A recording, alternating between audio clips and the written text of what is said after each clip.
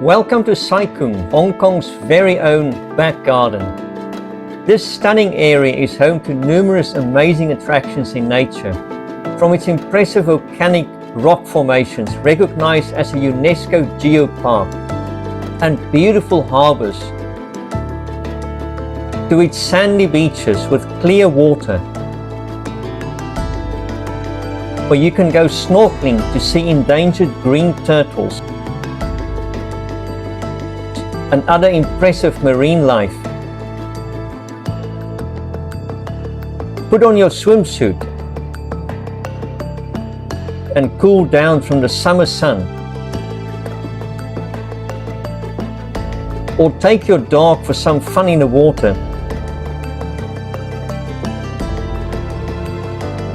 Sai Kung has something to offer for everyone. Today we're exploring a lesser known spot in Sai Kung.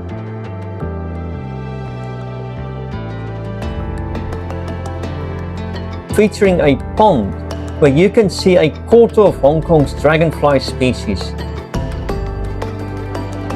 Learn more about the agricultural and fishing industry.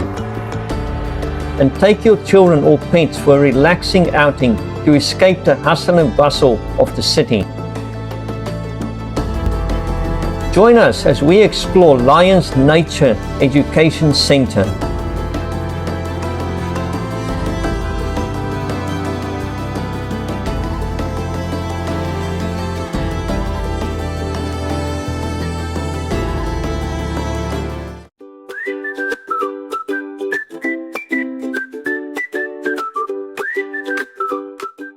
Okay, welcome back to the VAT channel, and today we are at Tsiu King Leng Station heading out to Lions Nature Education Centre. We've got to take bus 792M. It's the terminal station over here, so hopefully we should be able to get a seat on this bus. So we're at the entrance here, and it's interesting names. They say the Deaf Cafeteria. I've never heard of a cafeteria that can actually hear, but there seems to be a UNESCO geopark, so it sounds impressive. Let's go and check it out.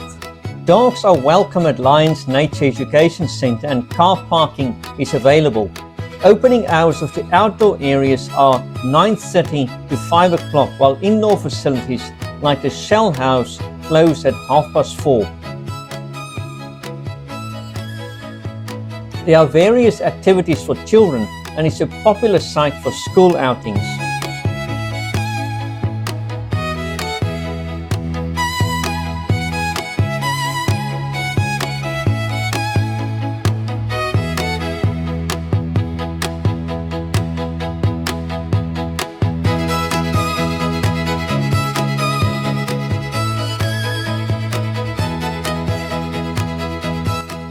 We started our visit with a look inside the Fisheries Hall.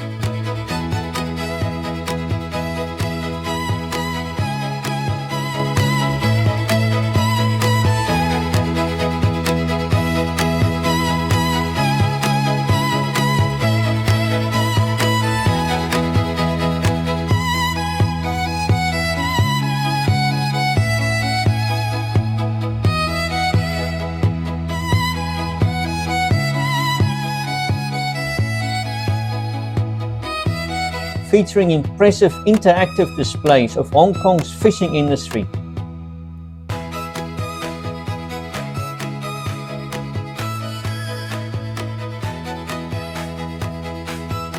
Past and present.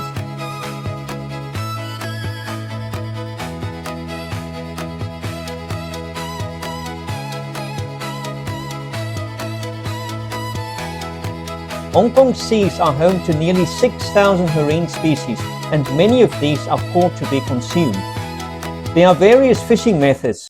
Every year, 90 million tons of sea creatures around the world are caught through capture fishing alone, while a further 88 million tons are caught via aquaculture fisheries.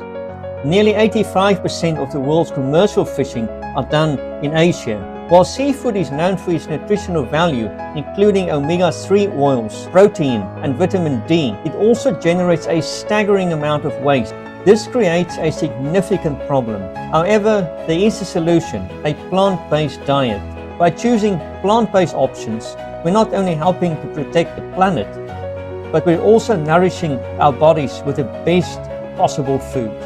Not only does it offer even higher nutrition than seafood, but it also produces only a tiny fraction of the waste. Some of the displays at the Education Center addresses the issues posed by the fishing industry and propose solutions. Unfortunately, demand for seafood continues to grow, leading to overfishing and harm to other wildlife, like the majestic wandering albatross. The fishing industry is responsible for killing many of these birds, and there are only 20,000 adults left around the world. The impact of the fishing industry doesn't stop there. Many other birds, as well as creatures like sea turtles, are negatively affected. While a Mediterranean diet high in seafood is often touted as healthy, it's a devastating impact on the environment. Switching to a plant-based diet can greatly reduce environmental destruction. I need to try and throw this in the same category over there. It's one of the games they have at this nature park. So I've got plants here. Let's see if I can throw this into one of the plants. I have to stand behind this line. Ooh. It's not easy. Not easy at all. Kingfisher. See if the kingfisher can fly. Okay, there finally. We go. Yeah. Oops. Yeah. Oops. Oops. Malo. Oops. Oops. So we're at the lion's shell house. Let's see what's inside here.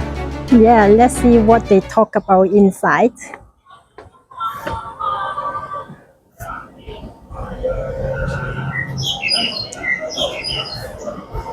Okay, there are a lot of shells.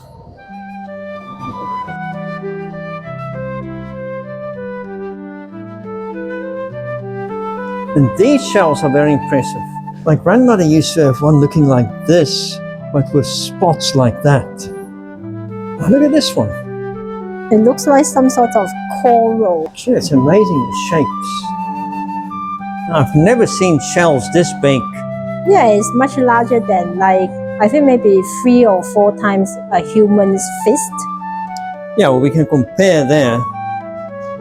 Now, it's interesting if we look at the age of the shells.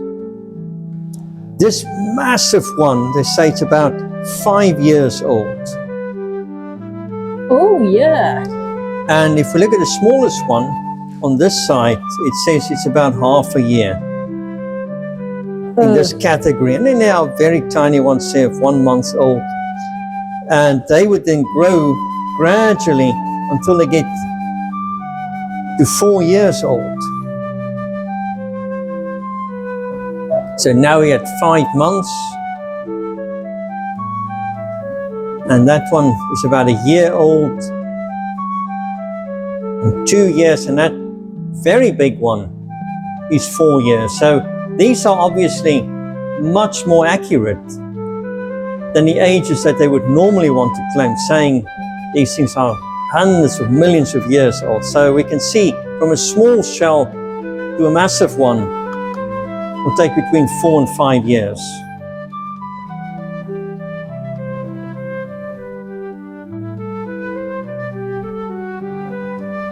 They have 2 types of shells. Yeah, Mitre and Murex.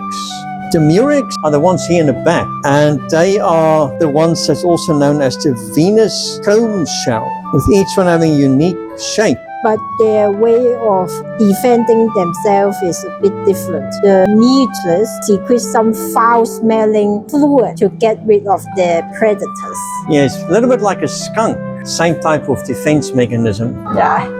Well, of course, it's not the shells doing these things. The shells simply provide protection to the creatures. These snails living inside the shells. And look how big the ones at the back. Yeah, it's amazing. It's about the size of someone's head. Yeah. And they have some beautiful patterns. And you get these in warm seas, New Zealand, southern Australia, but you won't find many of these in the Antarctic. And it's interesting that they lay eggs in these tough cases. And there are 200 species of these. Yeah, I'm not surprised that there are so many species after knowing, like even for what apples, they have hundreds of species. Oh, apples, you've got more than 7,500. But yeah, it's incredible to see these works of creation, some artwork in God's creation. Yeah, look at that horned helmet. And this is really big. I can perhaps put my hand there for reference.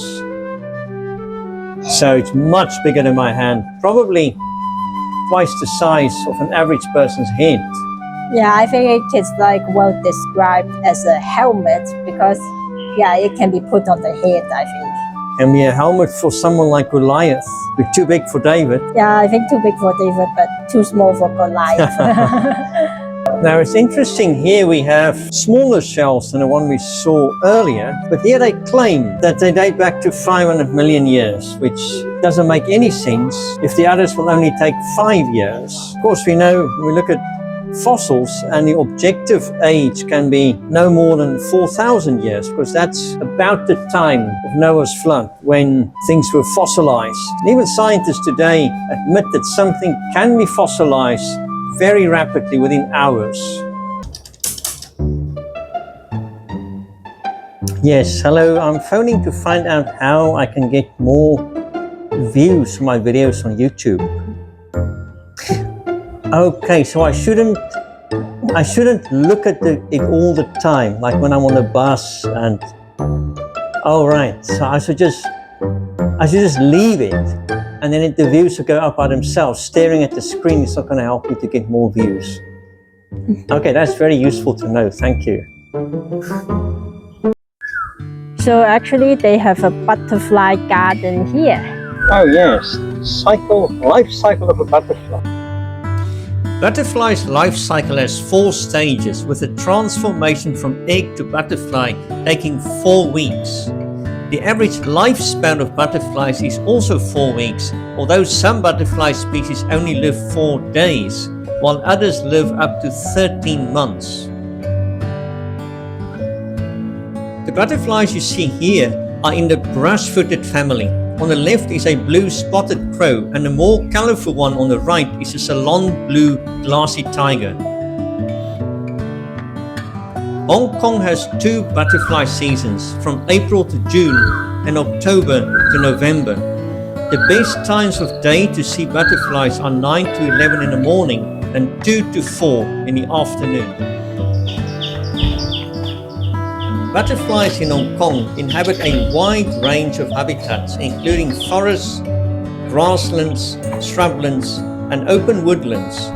There are 245 butterfly species in Hong Kong, and 166 of these can be seen at Lions Nature Education Centre. Butterflies' choice of habitat is also influenced by available food sources, sunlight, and protection from wind, making this education centre's environment ideal for butterflies to thrive in. See it? All sorts of insects. This is a plant hopper.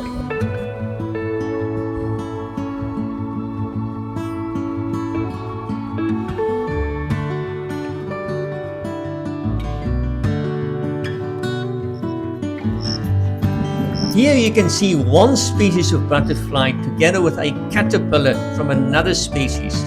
This is not uncommon, as butterflies of various species share the same habitat, although butterflies generally do not crossbreed in the wild.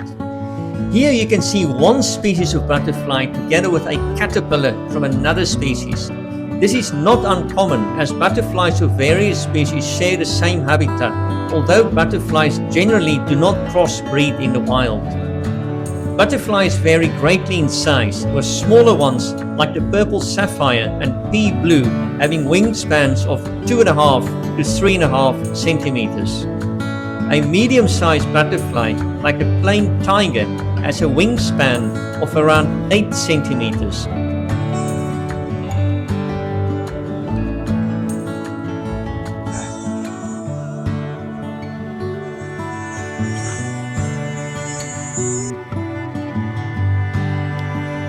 Butterflies are incredible creatures that taste with their feet, and some species only lay eggs on one type of plant. We'd further explore the butterfly garden a bit later, but now it's time to quench our thirst. Okay, it's getting very hot now. Let's go to the station, but not the train station, the water filling station. Fill your water here free of charge. You just push this button, hold it in for a few seconds, and Bob's your uncle. Yeah, it's a nice place to hang around.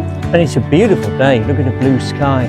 So they have another sector of plantation, and this one they have some structure. I wonder if they are growing some tomatoes there.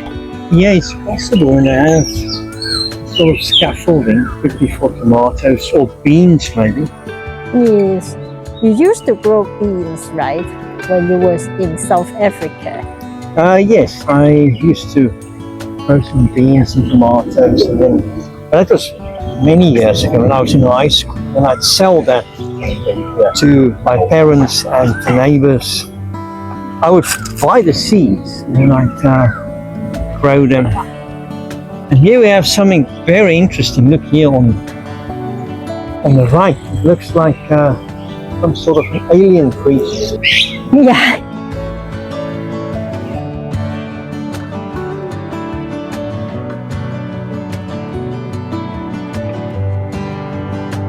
One of many things grown at Lions Education Centre is passion fruit. Passion fruit vines need lots of sun, strong support to cling onto, shelter from wind, draining soil, and insects to pollinate them. Although butterflies contribute to the pollination process, passion fruit mainly rely on bees for pollination. Yeah, so they have some sort of field planting something. I wonder what they are planting here. And it's a scarecrow as well. Yes.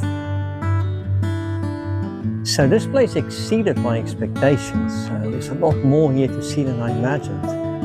Yes, it seems half a day is not enough. And it's so nice and peaceful with all the birds and here in the background. Yeah, let's get closer to the plant and see what they are.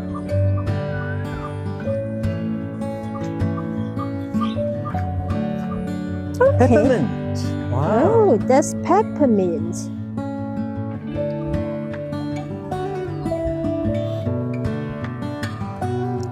They also have basil. So this is basil, what we used to cook at home. Yeah, we make those vegan meatballs with some basil. What about the one next? Lemongrass. Oh, lemongrass. Actually, lemongrass is a good natural component to get rid of insects. Yes, they use it as a mosquito repellent. Yes. Actually, the one I brought to the Netherlands, it has lemongrass to get rid of the bugs on the spray. And it's a cuisine in Vietnamese food. They have lemongrass. Oh yeah, I remember when I was in Ho Chi Minh, even the vegan options, they have lemongrass. Yeah.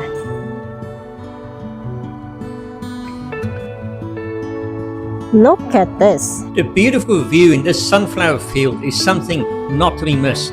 Unlike some of the flowers in the ornamental plant garden, sunflowers can be eaten, not just the seeds, but also the flowers and leaves, which are rich in antioxidants, vitamins, and minerals. The seeds are of course the most nutritious, containing more than 20% protein, which is higher than that of some seafood like oysters and mussels. Some striking flowers in the ornamental plants section are bleeding heart vines. They're native to Africa, but also commonly seen in Hong Kong. Keep your kids and pets away from these, as they're poisonous when ingested. Christmas roses were one of my grandmother's favorite flowers, but despite their beauty, these are also flowers that should not be eaten. Birds like the Pica, Eurasian tree sparrow, black kite, and rock pigeon are commonly seen at the education center and in Hong Kong as a whole. although you'd have better opportunities of close-up footage in more remote places like this.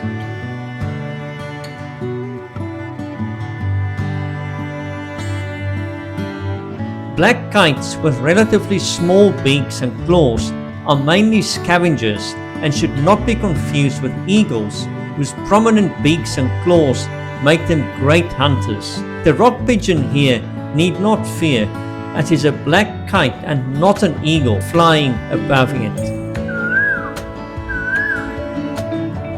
Look at this. This is called Foxtail Fern, and it's quite descriptive because it really looks like a tail.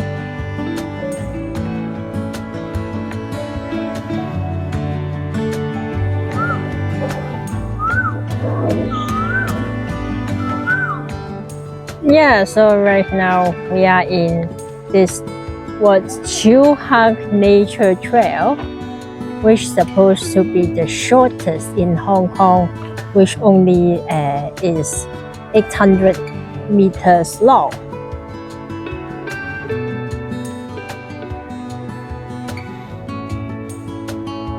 During our walk on Hong Kong's shortest trail, I also found one of the smallest frogs I've ever seen.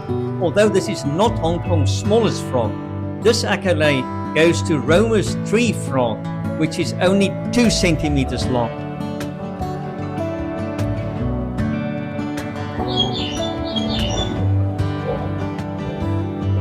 The insect model I was standing at here is one of a lantern bug, a very impressive plant hopper found in Hong Kong.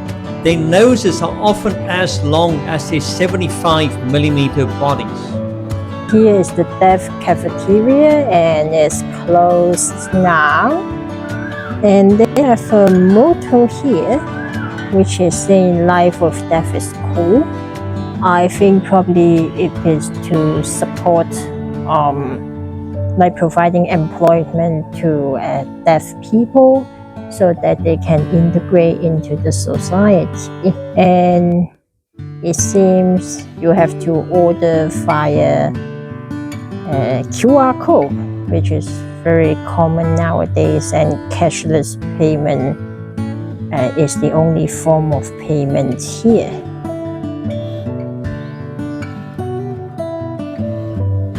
Butterflies get their energy mainly from flower juices and tree sap, while they extract minerals from damp sand or mud.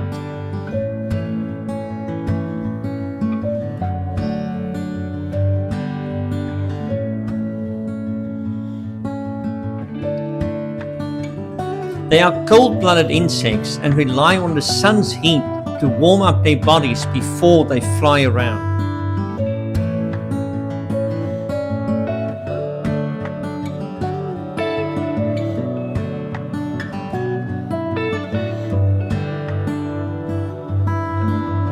Despite their short life expectancy of only 2 weeks, the predominant species of butterfly we saw in the butterfly garden was a Ceylon blue glassy tiger. Like most other species of butterflies, they do have hearing organs, although these do not look like ears. Perhaps that explains why scientists only discovered that butterflies can hear in the 20th century.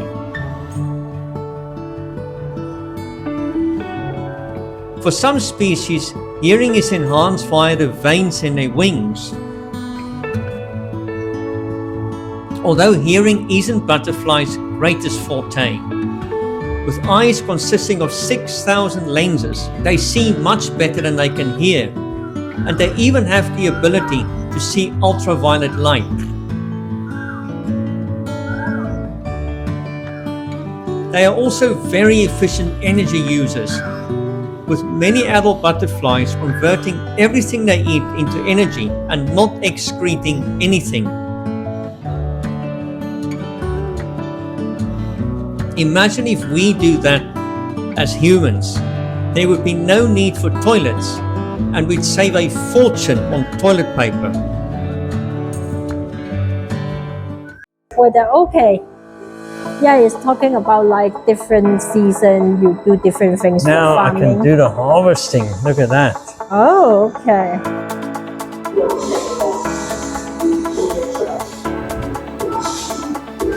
Oh. It's like magic.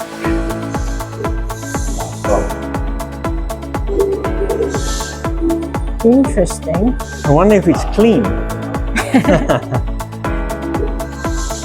Oh, so you got Cauliflower. Look at cauliflower. that. Red lettuce. Which plant family does lettuce belong to? I think it's Well, it's one of these two on the right. words that we it's- can't pronounce. Yes, I think it's the one on the right. I think it's that one. Yeah. Zucchini. What we used to eat that. Oh, we still eat it. Apart from the fruit, well, I think the seeds or the flower. Yeah. Let's choose Leaf. the answer, see if we get it right. Oh, it's the flower. Oh. Yeah. Size what white, about yellow, this? orange, green. What is the common color of cauliflower? I think it's purple. Yeah. Yeah!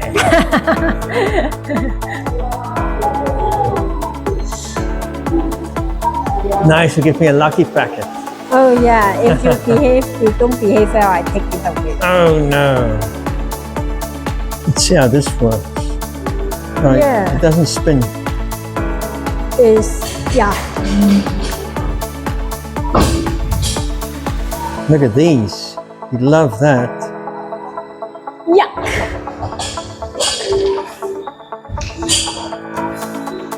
And these are the different chemicals. Oxygen, nitrogen, there's water here.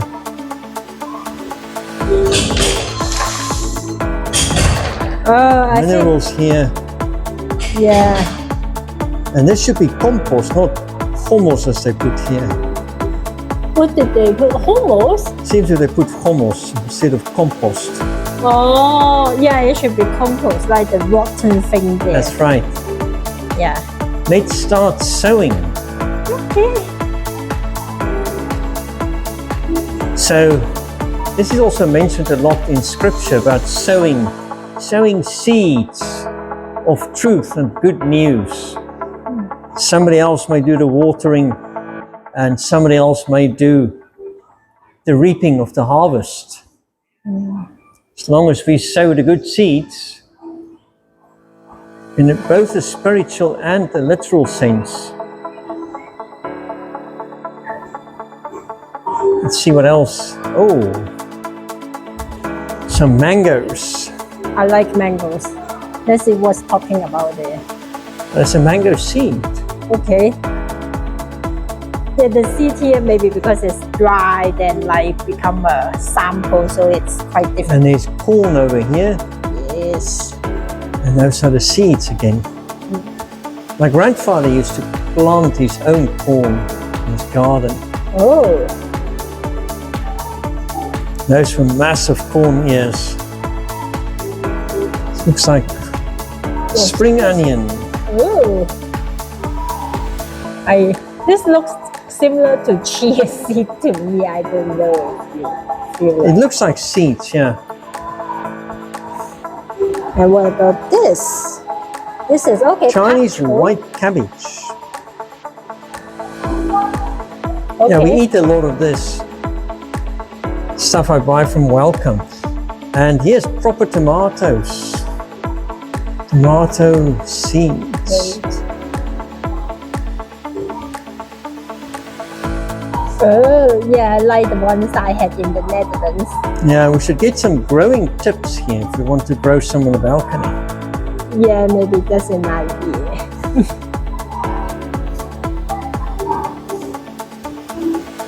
It says the exhibit is temporarily suspended. Now, being suspended automatically means it's temporarily, so there's no need to say it's temporarily suspended.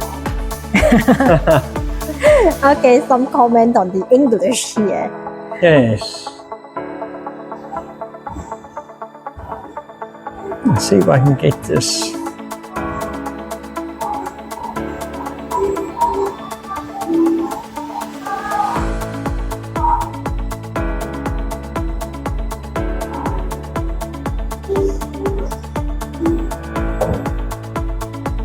I guess Francois has something to talk about here again, saying all the things here are on her sword. Let's check it out. Okay. Well, the noodles, I guess that's not too bad. Look here behind us. Some fresh fruit and vegetables. And here, this is pure strawberry jam. I wonder if they put sugar in here.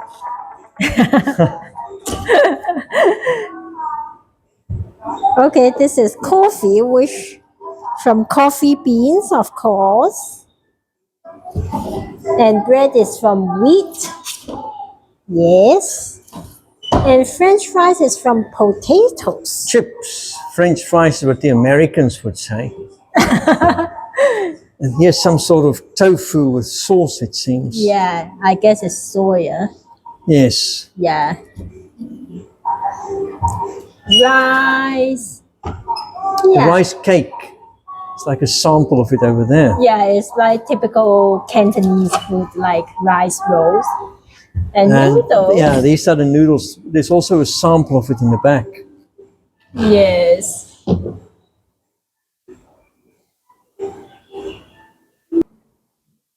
Có nghe con suốt theo lo cú rầm gần non số theo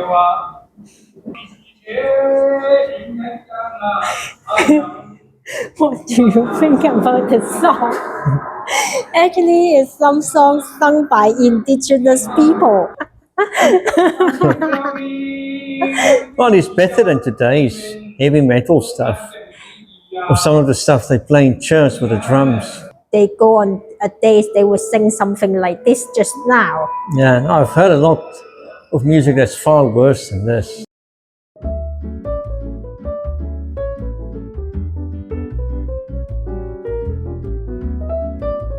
There are several interactive educational games at the indoor sections.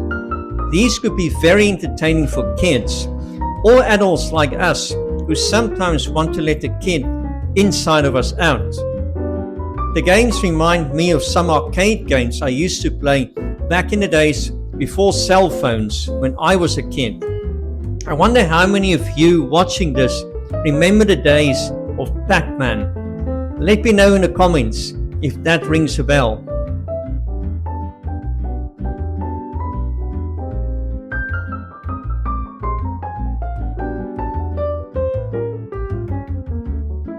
Oh.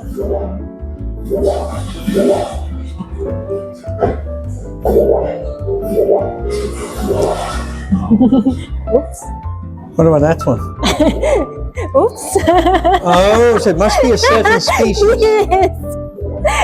Yes, you can play on it. Actually, like they are. Oops. One round to go. Okay, let's see if I can do this. Yeah, the fish are coming from the right, I guess. From the right. Well, I haven't started to the left. Or it starts from the left. Yeah. Okay, so they all the same so far. Look how happy they are when they jump. Okay, this should be the very last one. Yeah. This one can go here. Yep. I can help you with the last one. Yay!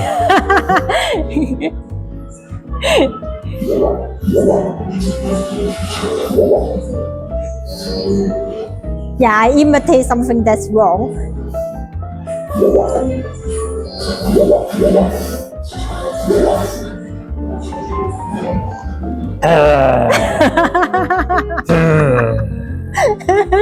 You look silly. That's what you do when you get it wrong. Ouch!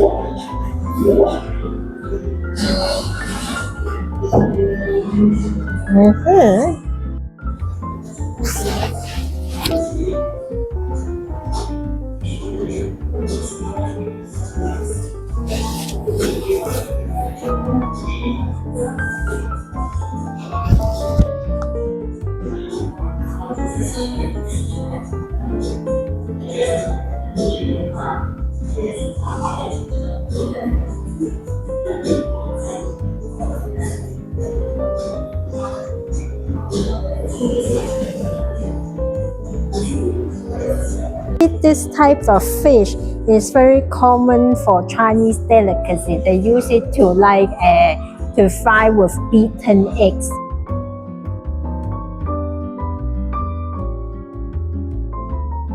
You ask like how come people use like just fishing lines at the shore? Actually, they will get like fish like that, and that's used to cook in the congee. Oh, so those are the ones you mentioned. Yes.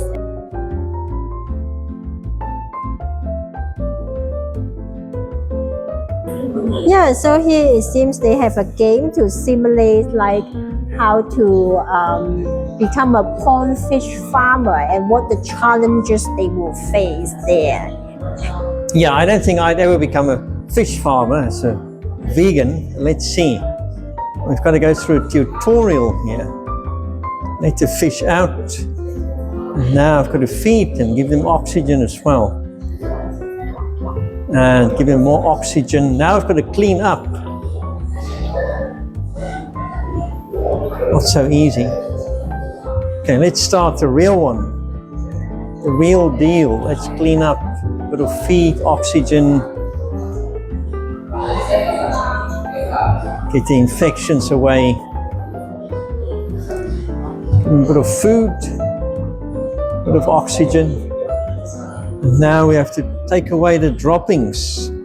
So they're not like some insects not producing any waste. Or like on the new earth where there won't be any waste.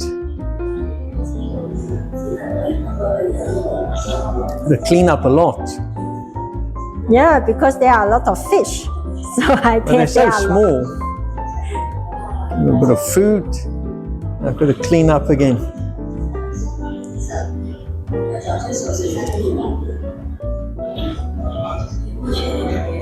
So they don't need too much food, it seems.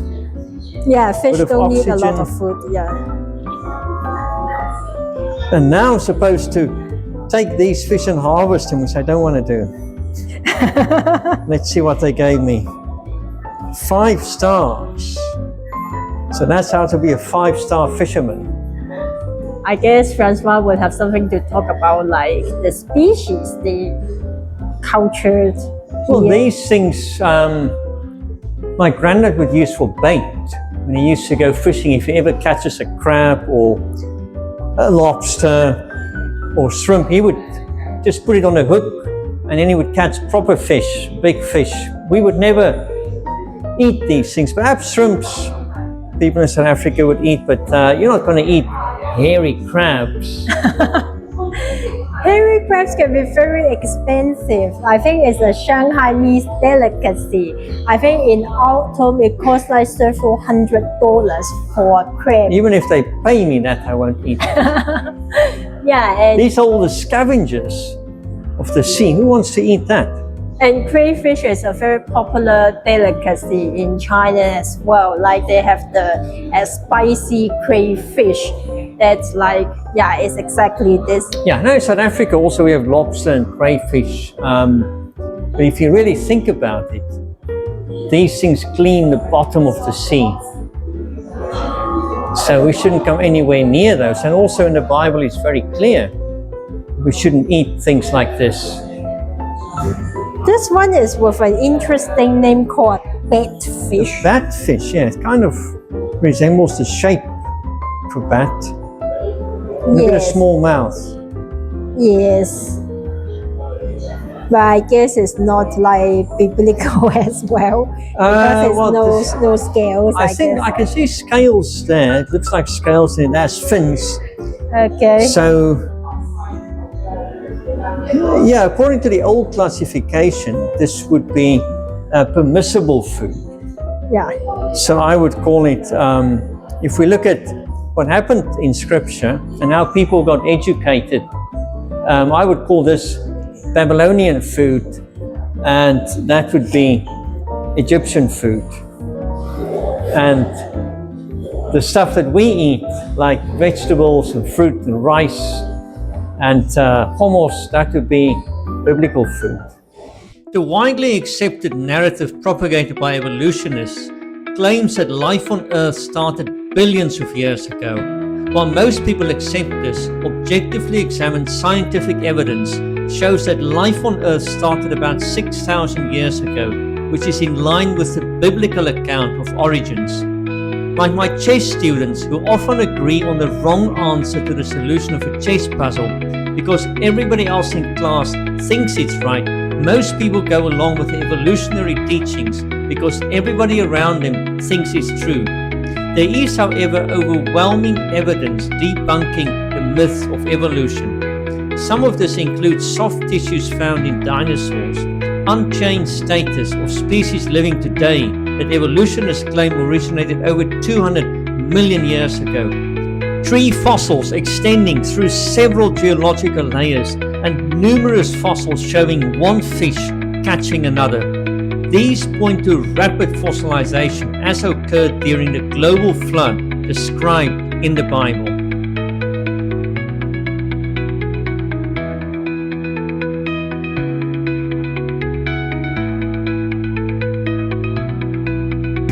Right, let's check this out. Okay. And this is how it happened as well. This happened very rapidly during the flood. We read about in the Bible. It did not take millions of years for this process to happen. It happened very rapidly in a matter of days.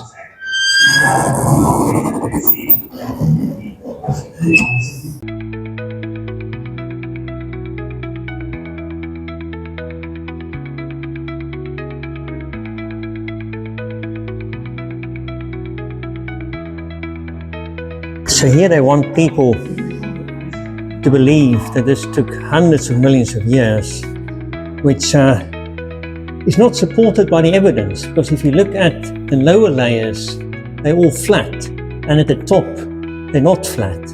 And then if you ask the evolutionists how did this happen, they would say it's erosion. Well, why is the top layer always up and down? It's not flat, while all the others are flat. It doesn't make any sense according to their explanation. But if we look at the biblical account of how this happened rapidly during a major catastrophe, this evidence makes much more sense. Education centers, schools, museums, the media, and even many religious institutions present evolutionary claims as fact. The theory of evolution asserts that everything came into existence by chance and that there is no life after death, while the creation account teaches that everything has a designer in the form of a creator God and that there is life after death. For a scientific discussion on the evolution versus creation debate, I'd recommend the brilliant book Icons of Evolution by the late Professor Jonathan Wells. You can also refer to the work of Professor Walter Veit, who presents strong evidence that creation is a result of design and that evolution cannot explain certain biological complexities. The center's Dragonfly pond is home to a quarter of Hong Kong's nearly 130 species of beautiful dragonflies. You can also see amazing damselflies here. These are not to be confused with dragonflies. Damselflies have slim bodies and small eyes on either side of their heads and rest with their wings closed above their bodies, while dragonflies have stocky bodies and big connected eyes at the front of their heads. They rest with their wings open.